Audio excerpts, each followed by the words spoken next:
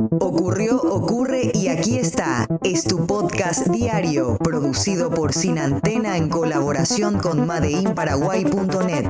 Presentado por Jamie Allison. Hola, hola, les saluda Jamie. Estas son las noticias del día. Por favor, recordá siempre que aunque sean buenas o malas, no matemos al mensajero. Les cuento que hoy tenemos un podcast muy especial. El tema es regulación del cannabis aquí en Paraguay, por supuesto, además de otras noticias. Gracias. Y ahora sí empezamos. Bienvenides. Hoy es martes 27 de septiembre y se celebra el Día Mundial del Turismo. Se conmemora todos los años con celebraciones dirigidas por la Organización Mundial del Turismo. Su propósito es el de concienciar a la comunidad internacional acerca del valor social, cultural, político y económico del turismo. Además de sobre cómo el sector puede contribuir a lograr los objetivos de desarrollo sostenible. Y la pregunta es, ¿para dónde te gustaría ir a turistear? Esta mañana, en el Quid de la Cuestión, recibimos a Juan Carlos Cabezudo, secretario de la Cooperativa Paraguaya de Cannabis, y a Augusto Vitale, primer director del Instituto de Regulación y Control del Cannabis en Uruguay, quien, además, hoy está asesorando a la Cooperativa Paraguaya en la elaboración de la Ley de Apertura Integral de este rubro. Para iniciar la charla, consultamos a nuestro invitado uruguayo sobre los inicios de la puesta en marcha de aquella Ley de Regulación Integral que asombró al mundo hace ya 9 años. Otro dato que te puedo comentar es que el 24% de la población solamente estaba a favor de aprobar esta ley cuando fue aprobada. Después de un año de discusión, Pepe nos mandó a hacer debates en todas las ciudades capitales de los departamentos del interior de la República con un diputado a favor, un diputado en contra y los equipos médicos de la zona y las iglesias de ese proceso. La ley no se movió mucho en la aprobación de la ciudadanía a favor, pero después que se aprobó y empezó a caminar, más del 52% de la población hoy dice que el uso recreativo estuvo bien que fuera legalizado. Te lo digo en palabras llanas, porque si no deberíamos hablar del uso adulto, informado, ¿verdad? Que es el aspecto donde la ciudadanía tiene más duda. ¿Qué hacemos con esto? El aspecto medicinal, la opinión pública estaba súper favorable, siempre. Sí.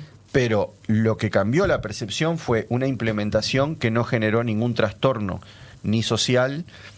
En el tránsito se pusieron normas para controlar la conducción, no se puede manejar bajo los efectos, no se puede vender lo que salga del sistema, o sea, el sistema ya te pauta dónde podés acceder. Sí. La venta de cannabis por fuera del sistema sigue siendo delito. O sea, nosotros no hicimos una locura, ni una liberalización total, que era lo que muchas personas nos preguntaban. ¿Van a ser como en algunos lugares, a veces de Estados Unidos, que solo presentando la cédula de identidad te dan cualquier tipo de cannabis con cualquier tipo de graduación? No, acá estaba regulado de arriba Estaba abajo. súper regulado y fuimos restrictivos porque fue necesario ser restrictivo porque éramos el primer país que lo iba a hacer. Las comparaciones son odiosas, dicen, pero es inevitable comparar el caso Paraguay con el uruguayo cuando se trata de regulación del cannabis. Más bien, establecer la diferencia que existe y lo sustancial que es. Por ejemplo, Paraguay es productor y Uruguay no, al menos al inicio. Uruguay, antes de la legalización y regularización de todo esto, ¿ustedes consumían la marihuana paraguaya? Exactamente, era el gran aporte, digamos, del mercado ilícito, pero también habían algunos cultivadores y cultivadoras y personas que también estaban accediendo a información vinculada al uso medicinal y terapéutico. Sí. Eso debemos reconocer que no estuvo en nuestro foco principal al inicio, por eso lo tuvimos que aprender después y tuvimos que sacar después una segunda ley, porque nos quedamos cortos con la regulación del aspecto medicinal del cannabis en la primera ley, la 19.172, porque solo se basaba en una especialidad farmacéutica como medicamento o una especialidad vegetal casi como medicamento, donde la accesibilidad estaba en juego.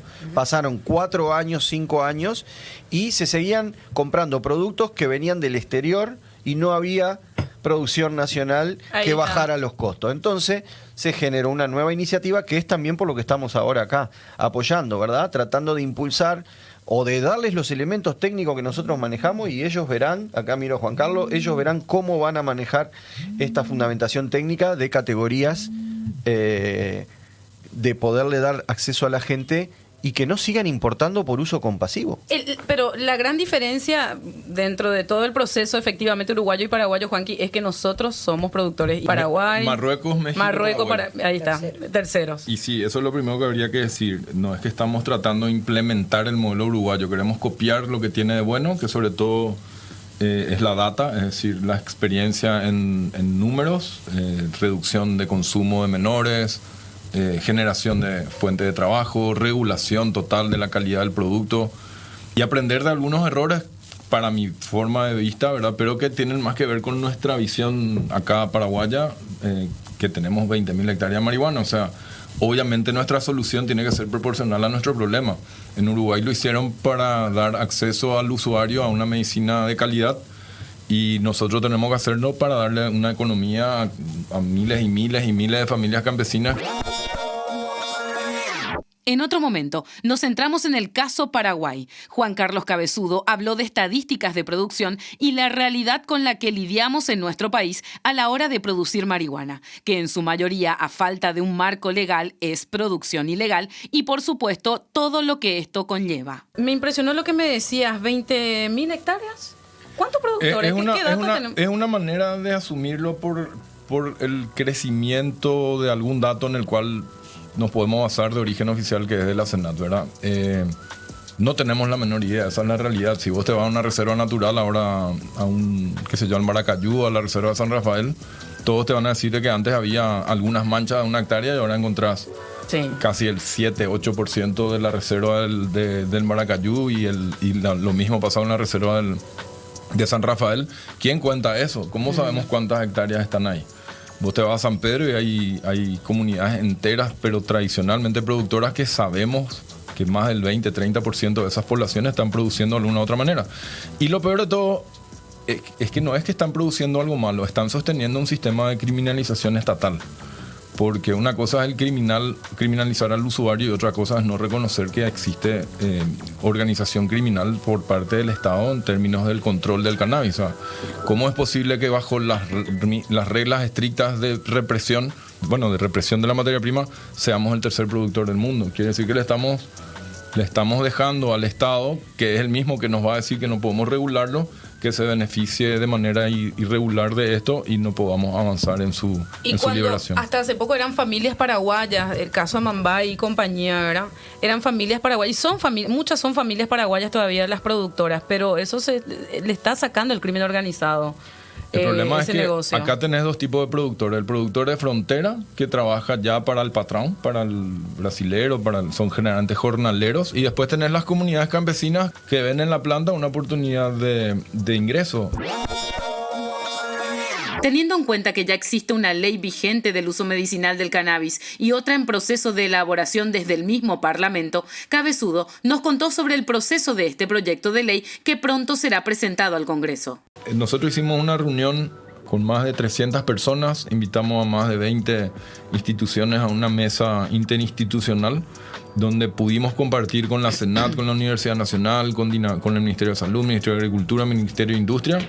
Lastimosamente, a pesar de haber participado de esa reunión, el senador Fassetti una semana después se cortó solo, como se dice, y presentó un proyecto de ley que a nosotros nos parece absolutamente, te lo digo con mayúscula, inservible para lo que buscamos. ¿Ya tienen escrito el proyecto? Estamos terminando, probablemente lo presentamos este jueves. Vamos a presentarlo a través del senador Hugo Richter, que es el presidente de la Comisión de Legislación del Congreso.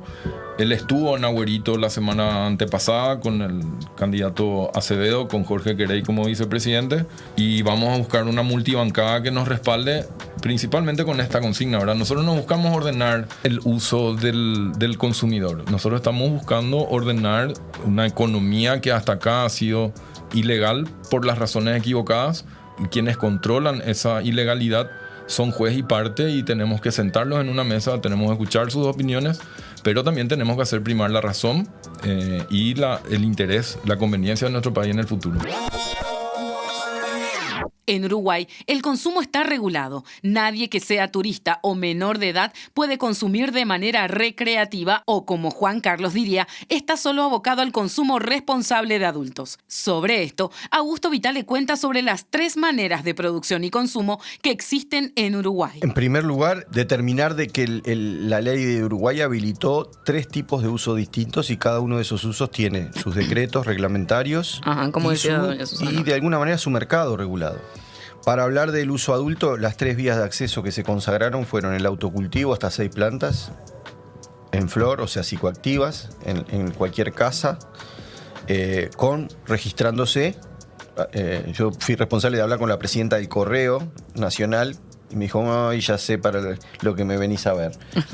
Y era para que una oficina con presencia en todo el territorio nacional pudiera hacer un registro y hacer cumplir la ley de que no se registra a cualquier persona. Vos le tenés que mostrar a un funcionario público del Correo tu identidad y tu capacidad legal, de alguna manera, que no estés impedido, digamos, legalmente o mentalmente, para hacer ese acto de registro para usar una sustancia psicoactiva.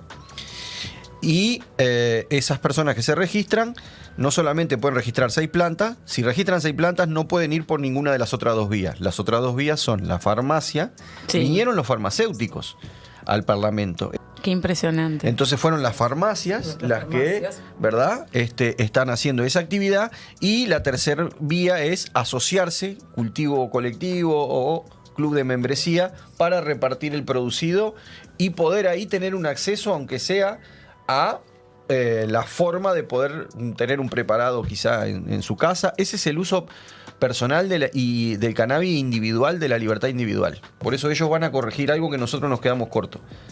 ¿Qué preparados oficinales o magistrales pueden estar en la farmacia? Eso no estuvo presente en la ley uruguaya. Entonces tiene que haber otra categoría de producto natural, que es la que hicimos nosotros en la segunda ley, 19.847. 2019 recién pudimos corregir. Entonces, que ellos lo hagan de primera, que no se equivoquen de primera, está ya incluida en esta propuesta. Entonces, el 60% del mercado que antes no estaba cubierto, para darte número, hoy está cubierto. ¿El menor de edad no puede consumir? Obviamente, menos de 18. El turista tampoco. El turista tampoco puede consumir, ¿es cierto? Finalmente, hicimos hincapié en los datos del Observatorio Uruguayo. ¿Qué pasó en la sociedad del vecino país a un lustro de formalizada esta regulación del consumo y producción del cannabis? No hubo siniestralidad asociada a un problema de que la ley le dio más acceso a las personas. No hubo mayor violencia, eso ya sabíamos que no iba a haber. Eso es un mito y una desinformación y un estigma absoluto. La gente se pone más pacífica, hay que encarar el no más ABC, violenta ese con es el tema, que acá hay que encarar el ABC. Porque ahí van a atacar y ahí van a ir, estoy más que segura. Si la posibilidad de tener muchas plantas conlleva el consumo de quienes están rodeando esas plantas, hay 20.000 familias de adictos en el Paraguay. Sí. Y vos te vas al campo y nunca vas a encontrar un campesino fumando un porro. Y está rodeado de marihuana hace 60 años. Entonces, es un mito falso, es un discurso. Estamos jugando a negociar o a debatir sobre la base de una falacia. Mismo que en Uruguay. En Uruguay es un gobierno serio, un Estado que respeta los derechos de sus ciudadanos y hace las cosas de a poco. Pero nosotros tenemos enfrente un aparato inmenso con el cual lidiar que ellos allá en su momento no tuvieron. Ellos tenían microtráfico, nosotros tenemos macrotráfico. Mega macro. Solamente complementar 2 datos de evaluado. Es muy importante tener agencias que midan los impactos de las leyes. El Observatorio Uruguayo de Drogas hace mediciones permanentes y antes de la ley. Hay 2 datos que surgen después de 5 años de aplicada la ley que quiero darlos. La edad de inicio del consumo promedio cambió y no se fue para abajo, se fue para arriba, se fue más cerca de los 18, estaba en 17. Y lo otro es que más del 60% de las personas ya no recurren a una vía ilegal. Esos 2 datos son muy fuertes. Aquí otras noticias que también tenés que saber. Rusia no presentará ninguna película para los Oscar, según el comunicado que lanzaron el lunes desde la Academia Rusa de Cine, en un momento en el que Estados Unidos y Rusia viven una de las peores crisis de su historia debido a la ofensiva de Rusia en Ucrania.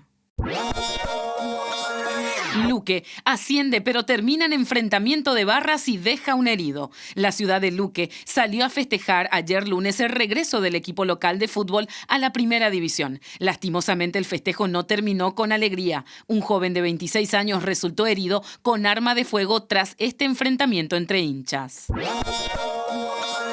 El egiptólogo británico Nicholas Reeves sostiene, tras una serie de estudios, que la legendaria soberana de Egipto, Nefertiti, se encuentra en una cámara oculta dentro de otra emblemática tumba ya descubierta. Fue a través de un nuevo descubrimiento de jeroglíficos ocultos dentro de la tumba de Tutankamón. Permite esbozar la teoría de que Nefertiti yace en una cámara oculta que se ubica adyacente a la de su hijastro.